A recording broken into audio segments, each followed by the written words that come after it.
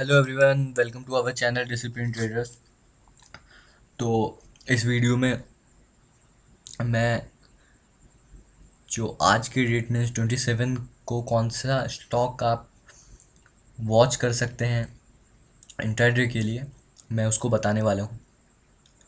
आप उसको वॉच करके देख सकते हैं कि जो भी स्ट्रेटजी आप पहले लर्न करना चाह रहे हैं वो वर्क करता है या नहीं करता। मैं एडवाइस करूँगा जो भी न्यू ट्रेडर हैं या फिर जो अभी मीन्स बिगनर्स हैं, कुछ दिनों से ट्रेड कर रहे हो, उनके लिए कि आप पहले पेपर ट्रेडिंग करें। ये ट्रेडिंग व्यू एक ये जो साइट है, ये आपको पेपर ट्रेडिंग करने के लिए भी विदाउट एनी कॉस्ट आप इस पर भी पेपर ट्रेडिंग कर सकते हैं। तो मैं एडवाइस दूंगा कि आप जो भी ट्रेडिंग कर रहे हो, आप पोजिशनल कर रहे हो चाहे इंट्राडे कर रहे हो, तो आप पेपर ट्रेडिंग कीजिए। आप एक बार आपको कॉन्फिडेंस आ जाए, उसमें भी आप क्वांटिटी उतना ही कीजिए जितना आपको आप नॉर्मल, अगर आपके पास जो रियल मनी है आप उससे करते हो उतना ही कीजिए, रिस्क टू रिवॉर्ड रेशियो के साथ कीजिए। जब आपको इतना अच्छा कॉन्फिडेंस आ जाए कि नहीं जो मैं कर रहा हूँ, या फिर आपको लगने लगे कि नहीं आप कर सकते हैं, तो उसके बाद आप रियल मनी से कर सकते हैं। बट उसमें भी आप कभी भी इंट्राडे ट्रेडिंग करने में कभी भी लेवरेज से ज़्यादा पोजीशन बनाने की मैं कभी एडवाइस नहीं दूंगा, क्योंकि इंट्राडे में अगर आप उसको होल्ड नहीं कर सकते तो आपको लॉस भी हो सकता है। ठीक है, तो हमेशा इसलिए मैं बाहर वीडियो में भी कहता हूँ और इस वीडियो में फिर से रिपीट कर रहा हूँ, ये रिस्क टू रिवॉर्ड रेशियो जब तक फेवरेबल नहीं हो ट्रेड नहीं लेना है। इवन अगर आपको लग रहा है कि वहाँ से जो रिवॉर्ड है बहुत ज़्यादा है, पर अगर आपका रिस्क ज़्यादा बड़ा है तो आपको ट्रेड नहीं लेना है। ठीक है, आप सिर्फ रिस्क मैनेजमेंट अगर आप सीख गए तो आप इजीली प्रॉफिट अर्न कर सकते हैं। बट आप हर बार आप इतने अमाउंट को अपने रिस्क पे रखोगे जो कि आपका पूरा प्रॉफिट ले जा सकता है। आपने मान लीजिए 10 ट्रेड किया हुआ, ठीक है, 10 में आपने मैं ये बार बार रिपीट करता हूँ कि आप 10 ट्रेड कर रहे हो और 10 में आपने 5-5 हज़ार रुपये कमाए, ठीक है, 50 हज़ार कमाए। बट आप कोई ऐसा ट्रेड ले रहे हो जिसमें आपका रिस्क भी 50 हज़ार है, तो वो एक ट्रेड ही आपका सारा प्रॉफिट लेके चले जाएगा। तो रिस्क मैनेजमेंट बहुत ही मीन्स कह लीजिए कि बहुत ही नेसेसरी है। ठीक है, उसके बिना तो ट्रेड करने का ही नहीं। ठीक है, आप उसको मैनेज कीजिए, पहले से डिसाइड कीजिए लेवल, उसके बाद ही कोई ट्रेड कीजिए।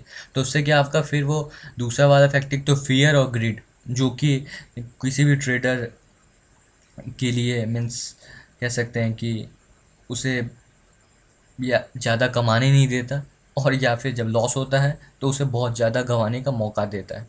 ठीक है, जब स्टॉक ऊपर जाता है तो आपको लगने लगता है कि नहीं कि चलो और ऊपर जाएगा, तो आप ग्रीड में रह जाते हैं। आपका एक लेवल रहता है, आप वहाँ से फिर वो स्टॉक वापस आ जाता है और पता चलता है लॉस में आ गया, फिर नीचे आ गया, आपको लगता है नहीं नहीं अब ऊपर जाएगा। तो ये फियर ग्रीड किससे आपको ऊपर आना है, उसके लिए आपको अपने सेटअप पे भरोसा करना पड़ेगा। ठीक है, तो आइए देखते हैं। इसमें कल के लिए मैं दो स्टॉक को चूज़ किया हूँ, एक टीसीएस, एक एचडीएफसी लाइफ। ठीक है, टीसीएस के बारे में मैं बताना चाहूँगा कि मैं इस वीडियो में जाके बताया हुआ हूँ कैसे हम लोगों ने टीसीएस को सेलेक्ट किया हुआ था। ठीक है, किस लेवल पे हम लोगों ने टीसीएस को सेलेक्ट किया हुआ था। हम लोगों ने टीसीएस को इस लेवल पे मैंने सजेस्ट किया हुआ था कि यहाँ से एक बाउंस बैक मिलेगा, और आप देख सकते हो एक अच्छा बाउंस बैक मिला 2031। ये 8 to 9% का रिटर्न हो गया।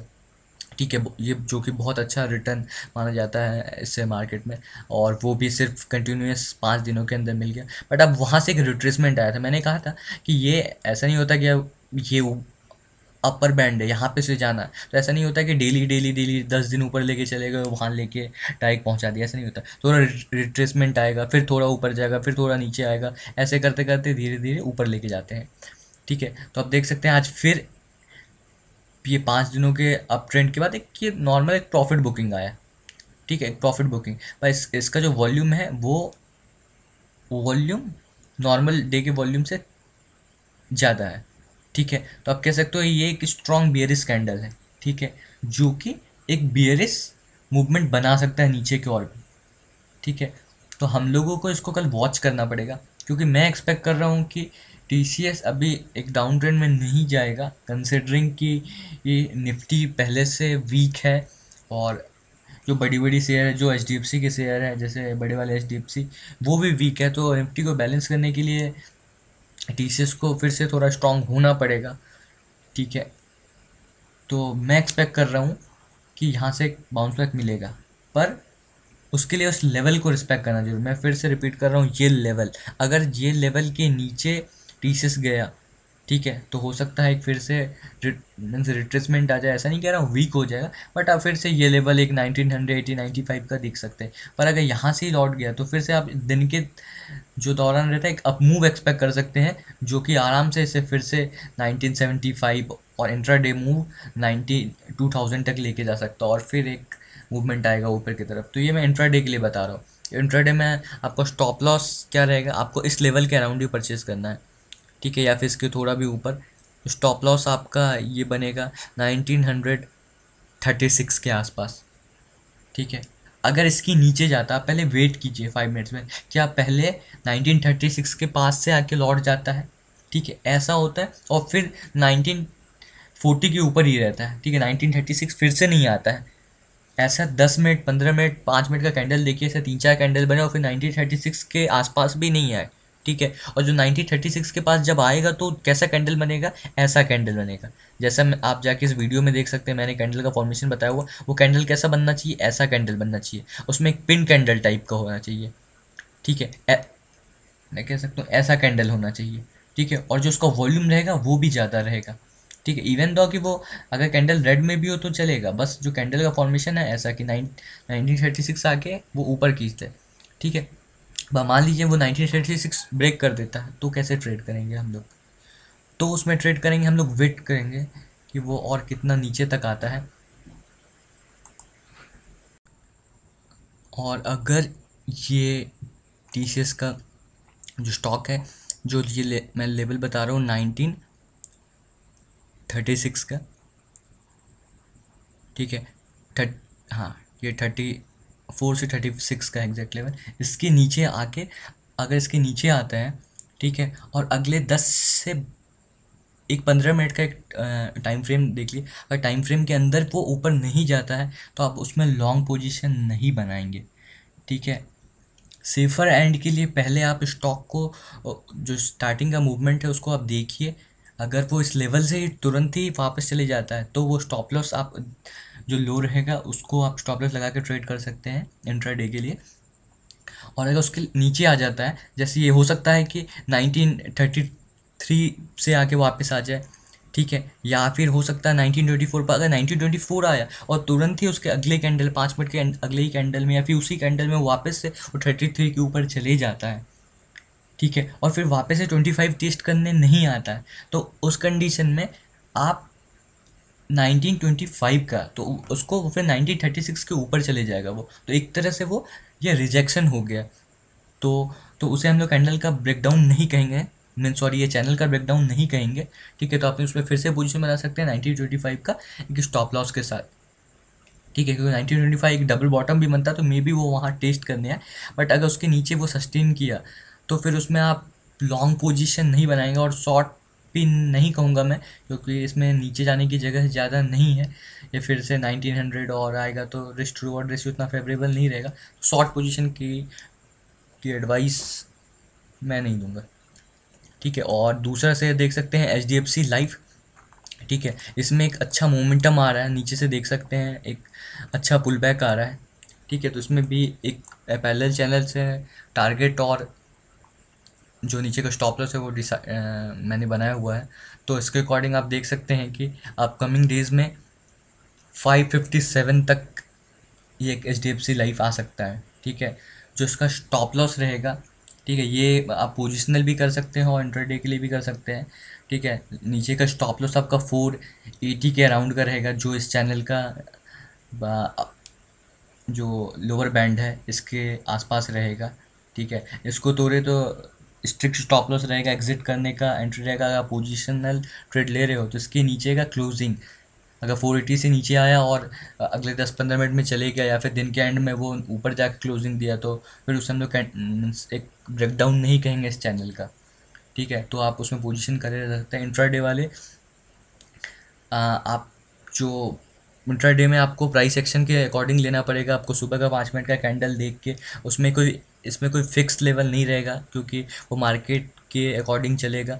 कल मार्केट कैसा ओपन होता है उसके लिए आपको बाकी चीज़ों को भी वॉच रखना पड़ेगा, ये सेक्टर चल रहा है कि नहीं, इंश्योरेंस वाला। तो इसमें एग्जैक्ट एक फ़िक्स लेवल नहीं है, पर जो सुबह का जो भी लो होगा उसमें आपको प्राइस एक्शन के अकॉर्डिंग देखना पड़ेगा, 5 मिनट का चार्ट देखना पड़ेगा। जैसे अब मैं आपको बता सकता हूँ, TCS में शॉर्ट पोजीशन आप ले सकते थे कैसे, सुबह सुबह। ये 26 का 5 मिनट का कैंडल है, ठीक है। फर्स्ट कैंडल ये है, फर्स्ट कैंडल, ठीक है। फर्स्ट कैंडल आप देख सकते हैं एक वॉल्यूम के साथ नीचे आया, ठीक है, ऊपर पिन कैंडल बनाया। सेकंड कैंडल इसके नीचे आया, तो ये कंफर्मेशन दिया कि ऊपर जाने का तो ट्राई किया पर जा नहीं पाया, ठीक है, नीचे आ गया। तो इस कैंडल के नीचे यहाँ पे आप जो है ना, इस कैंडल पे आप एक शॉर्ट पोजीशन बना सकते हो। उसका स्टॉप लॉस क्या होता है, इस कैंडल का हाई होता है। आप देख सकते हो पूरे दिन में ये इस कैंडल पे क्या, आप उसके बाद जो आप देख रहे हो एक पुल बैक आया, ठीक है। या तो वेट कीजिए, सेफर एंड के लिए क्या हो गया, अब यहाँ पे एक पिन कैंडल बन गया, ठीक है। तो हो सकता है यहाँ से एक पुल बैक आए, पर आप देख सकते हो जो पुल बैक आया है वो सस्टेन नहीं कर पाया, ठीक है। जो ये मेरा इंडिकेटर है इसके पास आया, वो वहाँ पे उसे टच किया पर वो सस्टेन नहीं कर पाया, तो आप एक स्टॉप लॉस इसको लगा के यहाँ से एक बेच सकते थे, ठीक है। फिर पूरे दिन आप देख सकते हैं नीचे ही आया, ठीक है। तो ये आपको प्राइस एक्शन के अकॉर्डिंग जाना पड़ेगा, ठीक है। कैसे डिसाइड करना है वो आपको कैंडल का वॉल्यूम देख के पता करना पड़ेगा कि हाँ, जो ग्रीन कैंडल बन रहे हैं क्या उसमें वॉल्यूम है, ठीक है। जैसे यहाँ के जो 2 ग्रीन कैंडल है उसमें देख सकते हैं आप वॉल्यूम नहीं है, ठीक है भाई, ऊपर जाने का ट्राई कर रहा है पर यहाँ पे वॉल्यूम नहीं है। पर जो ये रेड कैंडल बना उसका वॉल्यूम देख लीजिए, ठीक है, इस वॉल्यूम से ज़्यादा है, ठीक है। इसका मोस्टली कन्फर्मेशन 15 मिनट पे देख लीजिए तो ज़्यादा क्लैरिटी आएगा आपको, ठीक है। जैसे इस कैंडल का वॉल्यूम, बाकी जो ग्रीन वाले कैंडल है, ठीक है, ऊपर जाने का ट्राई किया, फिर जो बाकी ये 2 ग्रीन ग्रीन है ये छोटे छोटे वाले मीन्स इसमें वॉल्यूम नहीं है, सस्टेन नहीं कर पा रहा है। फिर रेड वाले ज़्यादा स्ट्रॉन्ग वॉल्यूम के साथ, मीन्स सेलर जो वो ज़्यादा हावी है इस पर, ठीक है। तो ऐसे आपको डिसाइड करना पड़ेगा। तो HDFC लाइफ में आपको इस अकॉर्डिंग मेरे को लगता है 498 के आसपास एक पोजीशन बनाया जा सकता है, ठीक है। फिक्स लेवल नहीं है जैसे TCS के लिए है, ठीक है। बाकी आपको और कोई क्वेश्चन हो तो कमेंट सेक्शन में ज़रूर पूछें, और चैनल को ज़रूर सब्सक्राइब कर लें